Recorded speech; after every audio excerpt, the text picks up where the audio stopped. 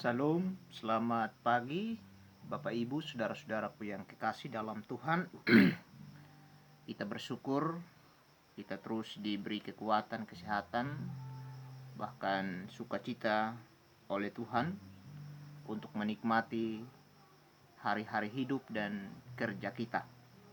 Karena itu mari kita membaca merenungkan firman Tuhan yang menolong kita untuk menguatkan menjalani kehidupan di tengah dunia yang penuh dengan berbagai tantangan.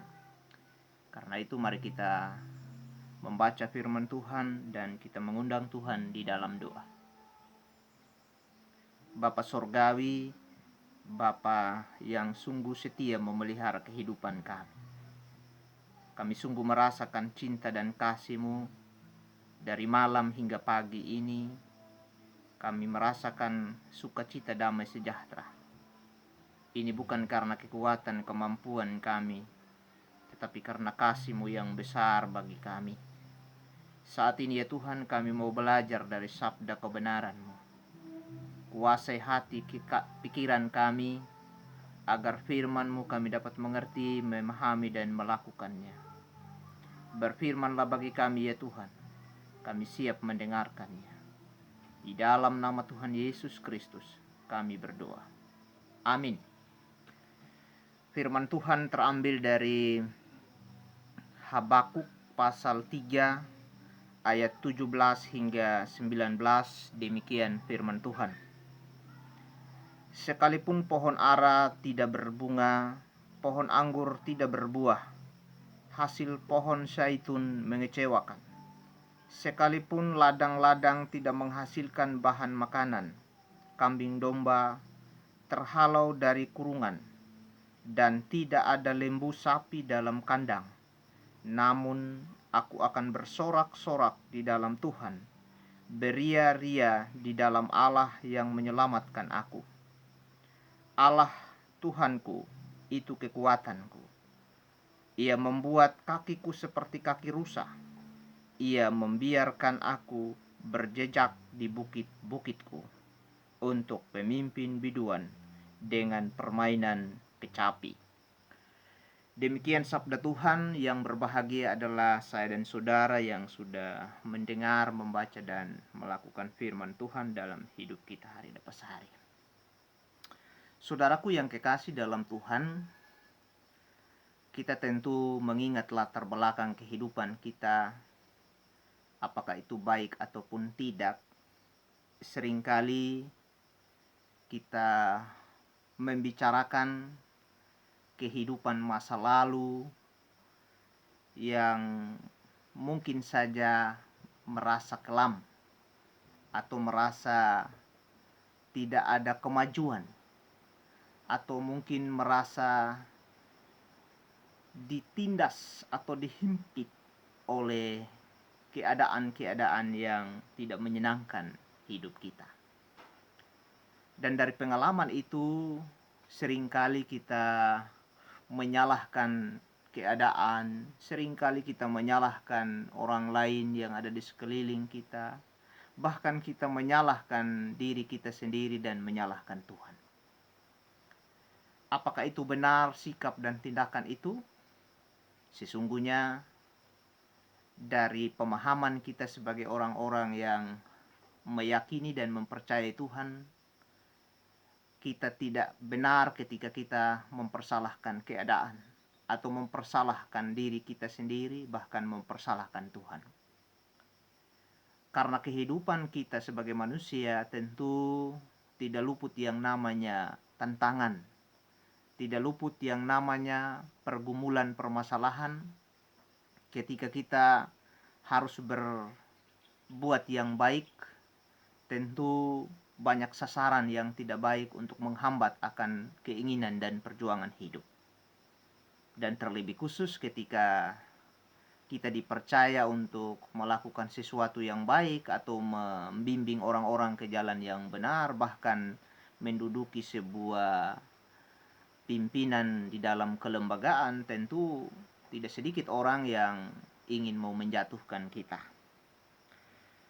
Nah, dari pernyataan itu atau dari pengalaman hidup itu, saudara-saudaraku, membawa kita untuk mengerti, memahami apa maksud daripada seruan atau pujian atau doa Nabi Habakuk pada bacaan firman Tuhan saat ini. Memang Nabi Habakuk dalam seruan dan doanya, dia mulai dari ayat pertama pasal 3 ini sampai ayatnya yang ke-19, tetapi saya hanya membaca ayatnya yang ke-17 sampai 19. Nah, dalam doa Nabi Habakuk di sini berseru kepada Tuhan dalam mengingat masa lalunya, bahwa Tuhan pernah menolong atau bahwa Tuhan pernah melindungi menyertai kehidupan umat Israel mulai dari tanah Mesir menuju ke tanah Kanaan. Dan mereka tahu betul bahwa dalam perjalanan kehidupan mereka ada banyak tingkah-tingkah laku mereka yang ingin mau menjauh dari Tuhan, melawan akan perintah dan kehendak Tuhan. Dan juga itulah mereka mendapatkan hukuman, mendapatkan peperangan dari setiap bangsa-bangsa yang ada di sekeliling mereka. Tetapi ia percaya bahwa di balik tantangan yang mereka hadapi, tangan Tuhan akan terus menuntun mereka, melindungi, menyertai kehidupan mereka. Karena ia berdoa dan berseru kepada Tuhan, mengucap syukur dan berterima kasih karena Tuhan punya kuasa, punya kemampuan untuk menghalau musuh-musuh di dalam kehidupan perjuangan mereka bersama bangsa Israel. Dan doa Nabi Habakuk ini, ia mengatakan, sekalipun pohon ara tidak berbunga, pohon anggur tidak berbuah, hasil pohon zaitun mengecewakan, sekalipun ladang-ladang tidak menghasilkan bahan makanan, kambing domba terhalau dari kurungan, dan tidak ada lembu sapi dalam kandang, namun aku akan bersorak-sorak di dalam Tuhan, beria-ria di dalam Allah yang menyelamatkan aku. Artinya kehidupan mereka di perjalanan penuh dengan berbagai cobaan, penuh dengan peperangan, tidak punya kesempatan untuk menikmati kehidupan yang baik, tidak punya waktu untuk memperjuangkan hidup bersama dengan Tuhan.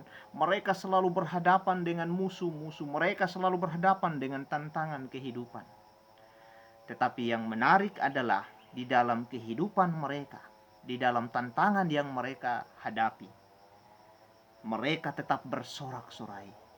Nabi Habakuk mau mengingatkan kepada umat Tuhan, mengajak umat Tuhan untuk terus bersyukur, memuji Tuhan, terus berdoa kepada Tuhan, karena tangan Tuhan, kuasa Tuhan akan terus memampukan mereka untuk dapat melewati kehidupan yang sulit. Terbukti dalam ayatnya yang ke-19 di sini, Nabi Habakuk menyatakan bahwa Allah Tuhanku itu kekuatanku. Ia membuat kakiku seperti kaki rusa. Ia membiarkan aku berjejak di bukit-bukitku. Inilah yang menggambarkan bahwa sungguh kasih setia Allah memberikan perlindungan, memberikan kaki yang kuat bagi umatnya untuk dapat melewati kehidupan yang sulit itu sendiri. Dan sungguh latar belakang kehidupan mereka yang selalu menjauh dari hadapan Tuhan, tetapi Tuhan tidak pernah meninggalkan kehidupan mereka. Kasih setia Tuhan selalu ada bagi mereka.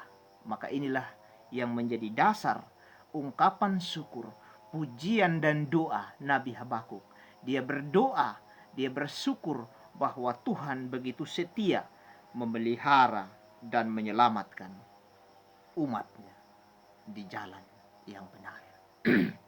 Saudaraku yang kekasih dalam Tuhan Yesus Kristus, dalam doa Nabi Habakuk ini juga mengingat latar belakang kehidupan mereka, masa lalu mereka yang juga menentang Tuhan, dan juga memohon akan perilaku-perilaku yang tidak baik di hadapan Tuhan.